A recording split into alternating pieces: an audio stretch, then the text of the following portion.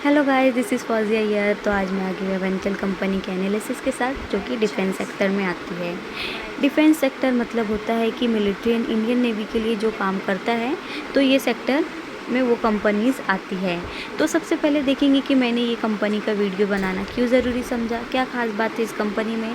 एक के बाद एक हम एनालाइज़ करेंगे। सबसे पहले इसके फंडामेंटल्स पर नज़र डालते हैं। फंडामेंटल्स में कुछ की पॉइंट्स, जो भी मेन पॉइंट है, हम उसको ही देखेंगे बस। तो उसके अकॉर्डिंग हम डिसीजन लेंगे। मार्केट कैप इसका 4000 करोड़ से भी ज़्यादा है। डेप्थ इसका 30 करोड़ है, जो कि आगे जाके कम हो जाएगा। इस डेप्थ के बारे में हम आगे बात करते हैं।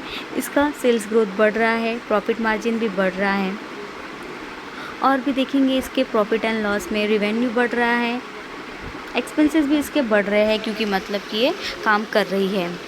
डेप्थ की बात की जाए तो डेप्थ इसलिए बढ़ रहा है क्योंकि ये जो लोन ले रही है, ये वो लोन का पैसा फिक्स असेट्स और अदर असेट्स में इन्वेस्टमेंट कर रही है। मतलब कि जो ये लोन लिया है उन्होंने, वो किसी को चुका नहीं रही है, मतलब कि अपने बिजनेस को एक्सपांड करने के लिए यूज़ कर रही है। जो भी कंपनी अगर डेप लेकर अपना पैसा फिक्स असेट्स में लगाती है, मतलब कि वो कंपनी एक्सपांशन की सोच रही है, जो कि एक प्लस पॉइंट है ये कंपनी के लिए। इसकी बैलेंस शीट की बात की जाए तो इक्विटीज़ इसके बढ़ गए हैं, रिवेन्यू बढ़ गए हैं, जैसे कि मैंने कहा लोन बढ़ गए हैं शॉर्ट टर्म के लिए, क्योंकि वो क्या कर रही है, असेट्स में पैसा लगा रही है। ऑपरेटिंग एक्टिविटी की बात की जाए तो पिछले क्वार्टर से अभी इसका जो कॉस्ट है कम हो चुका है, जो कि एक प्लस पॉइंट है। इसने अपने जो भी लॉन्ग टर्म बोरोइंग थे उसको क्लियर कर दिया है। शॉर्ट टर्म बोरोइंग इस अभी ये क्लियर कर रही है, क्योंकि जो भी शॉर्ट टर्म में उसने पैसा लिया है उन्होंने, उसका वो इन्वेस्टमेंट कर रही है अलग अलग जगह, जो कि एक बहुत अच्छी बात है। मतलब कि ये जो ओवरऑल इसने जो भी पैसा लिया है, लोन लिया है, ये अपने बिज़नेस को एक्सपांड करने में लगा रही है, ना कि अपना डेप्ट कम करने के लिए यूज़ कर रही है। मतलब कि ये ग्रोथ करने की तैयारी में है। तो इसके फंडामेंटल्स हमें बहुत बेहतरीन लगे। तो इसके बात करते हैं हम ऑनगोइंग प्रोजेक्ट्स की प्रोजेक्ट्स क्या कहते हैं। तो सबसे पहले हैदराबाद में एडवांस मैन्युफैक्चरिंग फैसिलिटी का ऑपरेशन फेस चल रहा है रिकॉर्ड सिस्टम सॉफ्टवेयर में, और इसने इंडियन नेवी के लिए 3.95 करोड़ का सेटकॉम सिस्टम ऑर्डर किया है, ऑर्डर को एग्जीक्यूट किया है। भारत इलेक्ट्रॉनिक लिमिटेड के लिए भी ये 8.82 करोड़ का पावर खरीद रहा है। सब्सिडी की बात की जाए तो सब्सिडी के थ्रू ये क्या कर रही है, मीडिया इक्विपमेंट मैन्युफैक्चरिंग चला रही है, जो कि बहुत अच्छी बात है।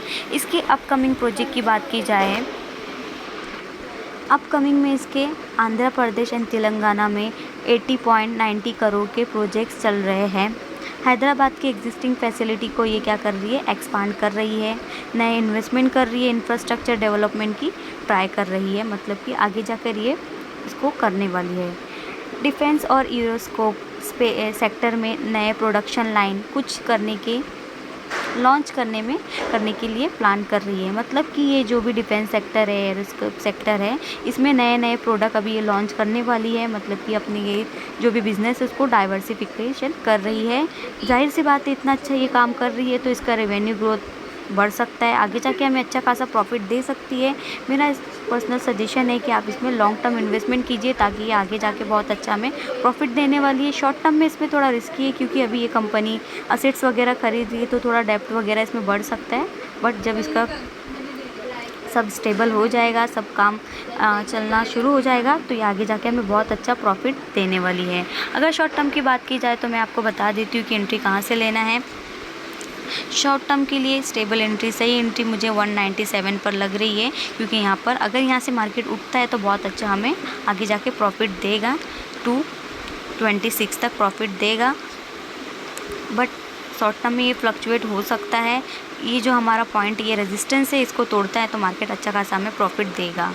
तो मेरा ये मानना है कि अगर आपको इन्वेस्टमेंट करना है इसमें शॉर्ट टर्म के लिए, तो 197 के ऊपर कीजिए, और 226 तक आप होल्ड करके रख सकते हैं। अगर यहाँ पर आपको लग रहा है कि ग्रीन कैंडल बन रही तोड़ देगा, तो यहाँ पर आप इसमें होल्ड कर सकते हैं। अगर आपको स्टॉप लॉस अगर जानना है तो स्टॉप लॉस आप रख सकते हैं, 190 तक स्टॉप लॉस रख सकते हैं, क्योंकि आपका ज़्यादा लॉस भी इसमें नहीं होगा।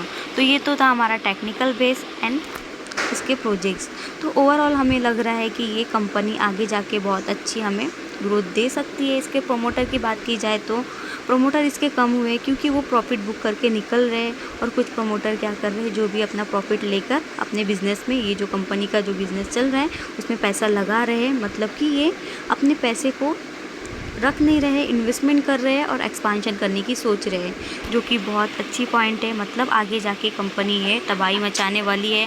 मेरा इसमें सजेशन है आपके लिए कि आप इसको लॉन्ग टर्म के लिए होल्ड करके रखिए, क्योंकि आगे जाके हमें अच्छा खासा प्रॉफिट देगी। अगर आपको फिर भी डाउट है तो आप अपने पर्सनल एडवाइज़र, फाइनेंशियल एडवाइज़र से एडवाइस लेकर इसमें एंट्री ले सकते हैं, अच्छा खासा प्रॉफिट कमा सकते हैं। ये वीडियो सिर्फ एजुकेशन पर्पस के लिए था, ताकि स्टॉक मार्केट से जुड़ी जो भी इंफॉर्मेशन, नॉलेज है हम आपको दे सके और आपको एक सही डायरेक्शन मिल सके। अगर आप चाहते हैं कि आपकी कोई कंपनी का मैं एनालाइज करके दूँ तो आप मुझे कमेंट कर सकते हैं। आज के लिए इतना ही, मिलते हैं अगले वीडियो में। बाय।